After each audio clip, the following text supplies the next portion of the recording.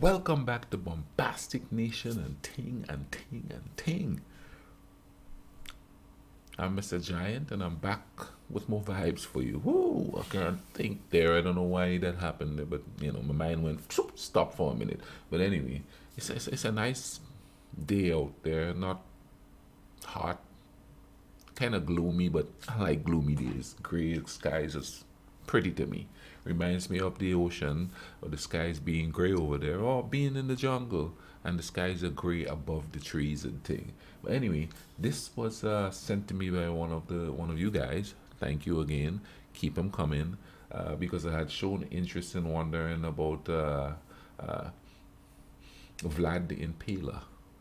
So this is a series, another series. We started another series, and this one is called Vlad the Impaler, Son of the Dragon, and it's another one of them extra history, and it's the first episode and thing. You know what I mean? Remember to hit the notification bell button so you know when I'm dropping videos and thing. You know what I mean? And if you haven't subscribed, go ahead and subscribe. What's gonna hurt? You get to see me watch this, and you get to watch it with me, maybe a little babbling here and there. But anyway, let's go ahead and YouTube and simmer.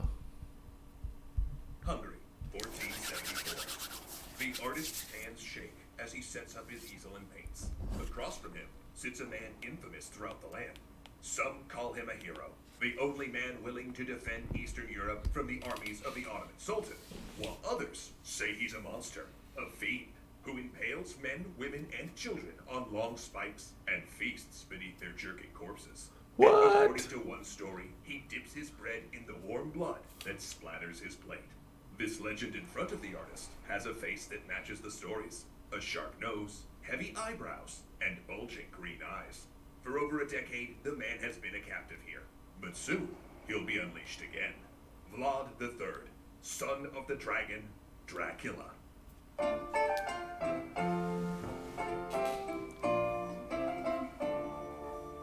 Thanks so much to Morning Brew for helping bring this history to life. Welcome, friends. Today we will be discussing Vlad the Impaler, aka Dracula, a 15th century Romanian ruler who... Vlad, I'm doing a bit. All right.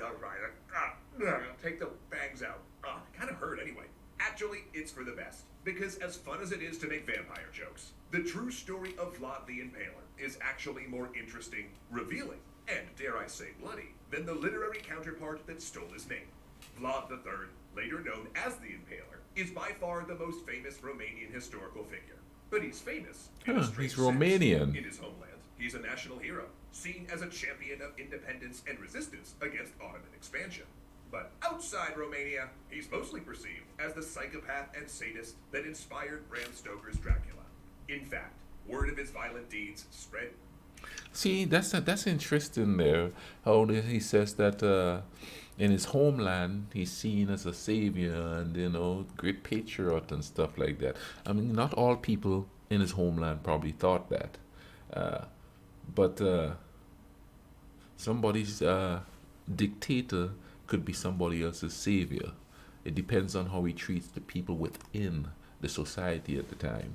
No, which is kind of like today. You know what I mean? You have immigrants coming in, and you have people saying, "Whip him."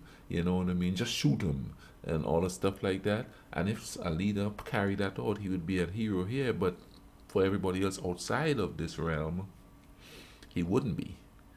You know what I mean? So I guess it's a matter of perception.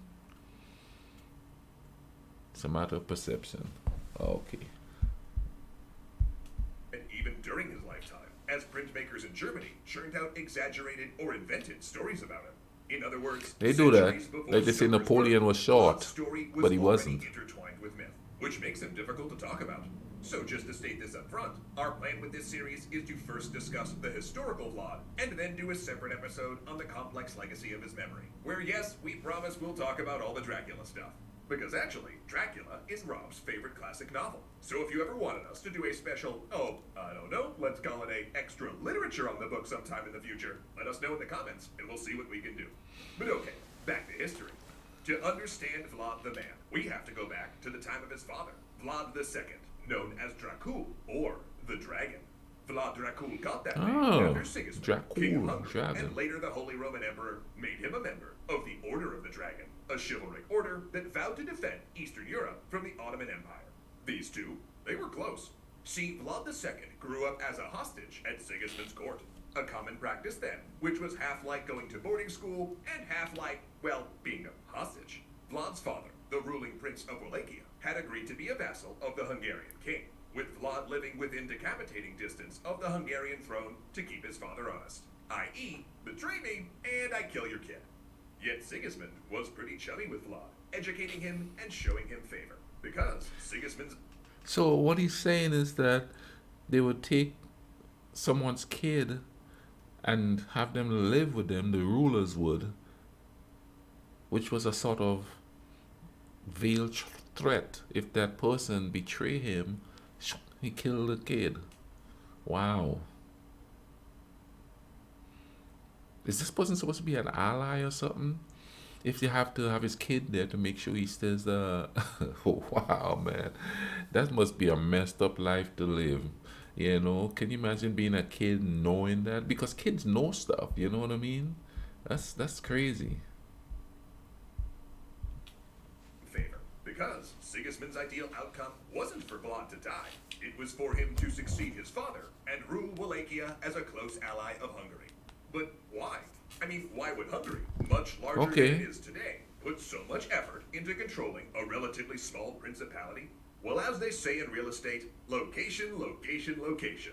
Wallachia was, essentially, the buffer zone for a major conflict brewing in Eastern Europe.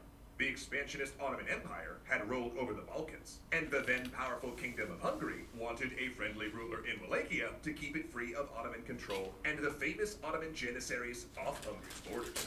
But the throne of Wallachia was a bit of a mess, and keeping anyone on it was a big project.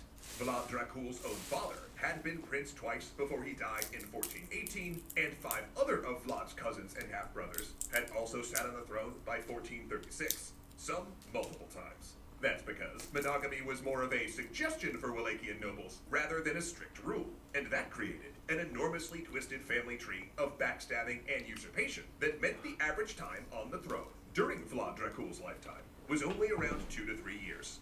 But it wasn't until 1434 that Sigismund thought about a regime change. That's of course when one of Vlad's brothers, currently the prince, sent envoys to pledge allegiance to the Ottoman Sultan, Murad II.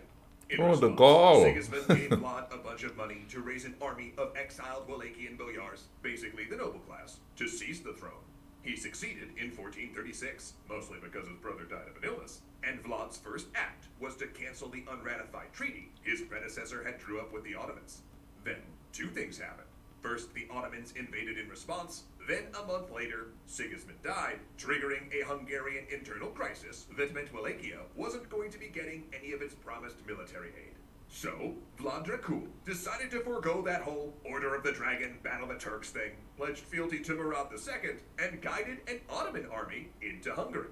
But that Ottoman force was defeated, leaving the Hungarians furious with Vlad. See, the problem that would bedevil Vlad, and his son Dracula as well, was that Wallachia was a small country between big powers, and siding with one invited the other to either attack him militarily or to try to put another relative on the Wallachian throne.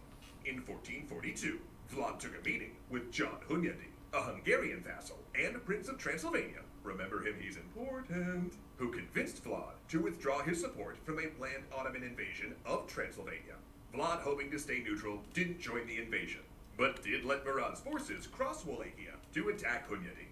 Now, it was Murad II who was furious with Vlad, and when he called him in for an explanation, he jailed him along with his 2 youngest sons. Man, there's a Both lot releasing going him to on here. reclaim his throne, once he'd sworn not to act against Ottoman interests, and pledged to send 500 children a year to join the elite Ottoman Janissary Corps. But when he was released from Ottoman custody, he left a few things behind. Namely, his 11-year-old son Vlad III, known by his preferred honorific of Dracula, or Son of the Dragon. Oh, that's right. Just like Daddy Dragon got ditched as a hostage at Sigismund's court, this little dragon got left as a hostage with the Ottomans, along with his brother Radu, who was around 7. And these 2 brothers couldn't have been more different. Radu got along just fine at the Ottoman court, He was charming, intelligent, and good looking, eventually even earning the title Radu the Handsome. He befriended the Sultan's son Mehmed II, and his studies in Turkish, the Quran, logic, mathematics, and philosophy flourished. Vlad, on the other hand, didn't get on so well. Neither charming nor handsome, he got none of the fawning attention Radu received, and his defiant attitude meant he regularly felt the lash of a tutor's whip. Yet while they were generally well treated, they were also in danger. A fact brought home when the brothers saw two boys, fellow Eastern European hostages, blinded with red-hot irons as punishment for communicating with their What? father. As always, Vlad's bulging green eyes saw everything.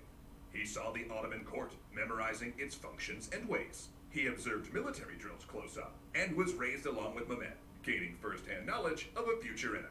He observed the terror tactics the Ottoman states used to keep vassals and populations in line, and he learned another hard lesson, that politics wasn't personal. Betraying your family was okay, if it gave you more power. Wow. Then one day, a messenger arrived, saying that Vlad and Radu's privileges were being stripped. They would now live in harsher conditions, separated from the court, for it seems their father, the dragon, knowing it would mean the death of his sons, had joined John Hunyadi in a crusade to eject the Ottomans from Europe, which didn't go very well. The Crusaders marched to total defeat, and then in the fallout, Vlad Dracul gave confusing signals of which side he was actually on. But ultimately, he resubmitted himself as a vassal to Sultan Murad, allowing Vlad Dracula and Radu, who he was surprised to learn were still alive, to come home. Yet, as I'm sure you've gathered by now, in making this peace, Vlad Dracul had invited war. Because now John Hunyadi stormed into Wallachia, hoping to put a pretender named Vladislav on the Wallachian throne. Because this story really needed more guys named Vlad. Vlad Dracula and Radu the Handsome fled back to the Ottomans, while their eldest brother, who stayed to fight with their father, got caught by a group of rebel boyars, who blinded him with a red-hot poker and buried him alive. And days later, Hunyadi and his men ran down Vlad II in a marsh. The dragon was dead, his throne given to a pretender. Which meant that now, in 1448, it was finally time for young Vlad to enter Wallachia and reclaim what was his.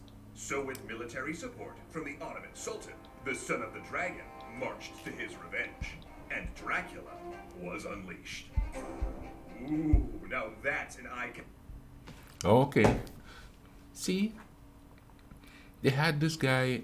The Ottomans had him in their court, treated him well, semi good. Then all of a sudden, harshness. Then they killed his father. What else are you gonna expect? There's gonna be some revenge. That's why I always say, you do that to somebody, and especially if the kids are alive, and especially taking the climate of things. I mean, you could kill your family members and become a ruler. He's learning all that viciousness right there. You know what I mean? And I know some people might not call it viciousness, but because he fought for his people. But he's just waiting in the wings, man. Waiting in the wings. God, I'm excited to watch the rest of this, man. I hope you guys are too, man. Thank you all for watching this with me. Listen, I hope you guys are doing great out there. Please take care of each other. Cool runnings, okay?